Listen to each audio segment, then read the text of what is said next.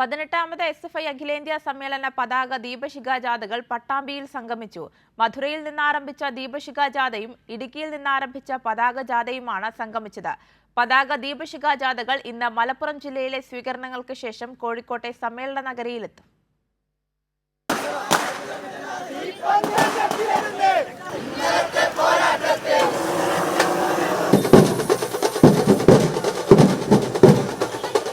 ധീരരക്തസാക്ഷികളായ സെയ്താലിയുടെയും PK രാജിന്റെയും മണ്ണിൽ ആവേശോജ്വല സ്വീകരണമാണ് SFI അഖിലേന്ത്യാ സമ്മേളന പതാക ദീപശിഖാ ജാഥകൾക്ക് നൽകിയത്.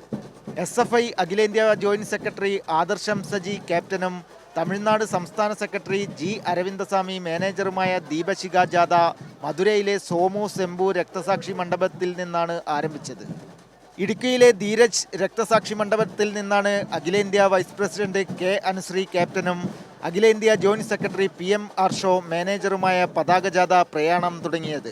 പട്ടാമ്പിയിൽ വെച്ച് പതാക ദീപശിഖാ ജാഥകൾ സംഗമിച്ചു. ഇന്ന് 55 വർഷങ്ങൾക്കിപ്പുറം ഇന്ന് രാജ്യത്തെ ഏറ്റവും വലിയ വിദ്യാർത്ഥി പ്രസ്ഥാനമായി ഈ വിദ്യാർത്ഥി പ്രസ്ഥാനത്തിന് മുന്നേറാൻ വേണ്ടി സാധിച്ചു. അത് മെമ്പർഷിപ്പിന്റെ എണ്ണത്തിൽ മാത്രമല്ല അത് പരിശോധിക്കേണ്ടത്.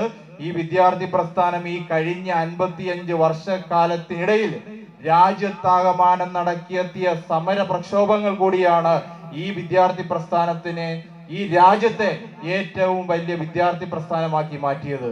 പട്ടാമ്പിയിൽ നിന്ന് പതാക ദീപശിഖാ ജാഥകൾ മലപ്പുറം ജില്ലയിലേക്ക് പ്രവേശിച്ചു. മലപ്പുറം ജില്ലയിലെ സ്വീകരണങ്ങൾക്ക് ശേഷം പതാക ദീപശിഖാ ജാഥകൾ വൈകിട്ട് കോഴിക്കോട് SFI അഖിലേന്ത്യാ സമ്മേളന നഗരിയിലെത്തും. കൈരളി ന്യൂസ്, പാലക്കാട്.